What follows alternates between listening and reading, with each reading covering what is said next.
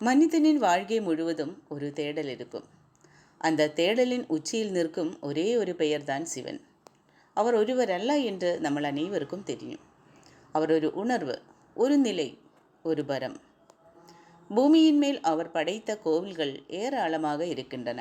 ஆனால் சில திருத்தலங்கள் நம்மை உடம்பால மட்டுமல்ல, உயிராலையும் உள்ளத்தாலையும் பயணிக்க வைக்கின்றன.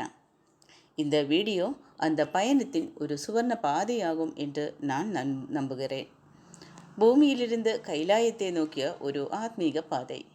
சிவனின் 7 திருத்தலங்கள் வழியாக நாம் தேடி செல்வது சிவனே அல்ல, நம்முள்ளே மறைந்திருக்கும் அந்த பரம்பொருளை.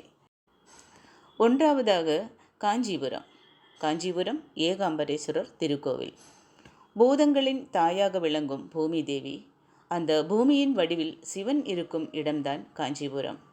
இங்கே அவர் ஏகாம்பரேஸ்வரர் என்று அழைக்கப்படுகிறார். இங்கே பார்வதி தேவி சிவனை மரமாக உருவாக்கி வழிபட்டதாக புராணம் கூறுகிறது. இந்த இடத்தில் சிவன் நிலையாக இருக்கிறார். நம் நம்பிக்கையையும் நிலையாக மாற்றுகிறார். நாம் எங்கிருந்து வந்தோம் என்பதையும் நினைவூட்டுகிற ஒரு ஆரம்பம்தான் இந்த காஞ்சிபுரம் ஏகாம்பரேஸ்வரர் திருக்கோவில். இரண்டாவதாக திருவானைக்காவல் ஜம்புகேஸ்வரர் திருக்கோவில். நம் உயிரின் மூலமான நீர்.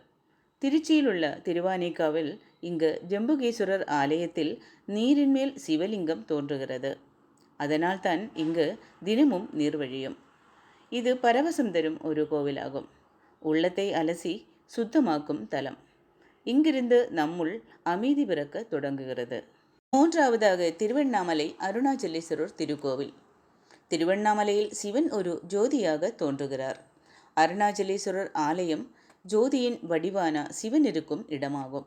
இதுதான் கார்த்திகை தீப திருவிழாவின் காரணம். இந்த தீ அறியாமையை அழிக்கிறது, உண்மையை மட்டுமே வெளிச்சமாக காட்டுகிறது. உணர்வுகள் இங்கு தீயில் கரைந்து நம்மை பரிசுத்தமாக்குகின்றன. ஒரு பரிசுத்தமான இடமாகும். நான்காவதாக காளஹஸ்தி ஸ்ரீ காளஹஸ்தீஸ்வரர் திருக்கோவில். நம்மை உயிரோடே வைத்திருப்பது காற்றுதானே. ஆனாலும் அதை காண முடியுமா? இல்லை என்றாலும் உணர முடியும் தானே.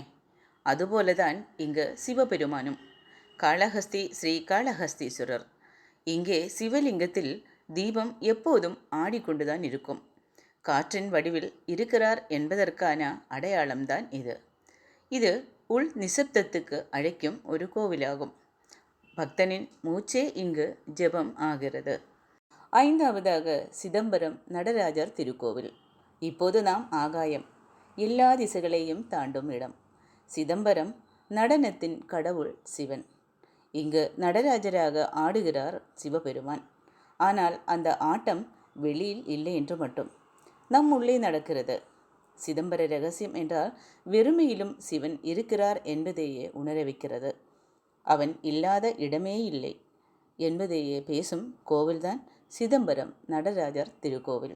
ஆறாவதாக ராமேஸ்வரம் ராமநாத சுவாமி திருக்கோவில். இப்போது நாம் தீர்த்த யாத்திரையின் முக்கிய இடத்தில் வந்து சேர்ந்திருக்கு ராமேஸ்வரம். இங்கு ராமன் தான் சிவனை வழிபட்டார். இது நமக்கொரு உண்மை நினைவூட்டலாகும். யாராக இருந்தாலும் இறைவனை நாட வேண்டும் என்பதுதான் அந்த நினைவு. சிவனை அடைவதற்கு முன் தவம், துக்கம், நம்பிக்கை, இதை மூன்றுமே கடக்க வேண்டும். இது ஒரு சுத்திகரிப்பு நிலையமாகும்.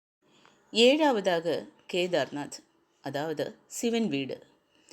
இப்போது நாம் பயணத்தின் உச்சம். இமயமலை கைலாயத்தை நோக்கிய வாசல். அதுதான் இந்த கேதார்நாத். இது கைலாயம் போலவே சத்துவமான தெய்வீகமான ஒரு இடம். இங்கு சிவன் மெதுவாக பேசுகிறார். அதாவது நாம் தான் அமைதியாக இருக்க வேண்டியது என்ற பொருள். பரம்பொருளை உணர வேண்டுமானால் உள்ளம் சாந்தமாக இருக்க வேண்டும். கேதார்நாத் நம்மிடம் கேட்பது என்னவென்று தெரியுமா? நீ என்னையே தேடி வந்தாயா, இல்லை உன்னையே தேடி வந்தாயா என்றுதான். இந்த 7 திருக்கோவில்கள் ஒரு இடத்துக்கு மட்டும் போவதற்கான பயணம் அல்ல நண்பர்களே.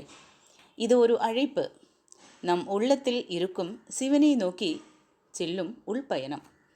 நாம் எங்கு சென்றாலும், எத்தனை மலை ஏறினாலும் இறைவனை உணரும் தருணம் ஒரு தரிசனத்தால் அல்ல, ஒரு தியானத்தில் தான் இருக்கு. சிவன் கைலாயத்தில் இருக்கலாம், ஆனால் அவர் நம் உள்ளத்தில்தான் இருப்பவர். நம் மூச்சின் அமைதியில், நம் மனதின் நிசப்தத்தில், நம் கண்ணீரின் ஒளியிலும் அவர் இருக்கிறார். இந்த பயணம் பூமியில் தொடங்கி நம் உள்ளத்திலேயே முடிகிறது. அங்கேதான் உண்மையான கைலாயம் இருக்கிறது.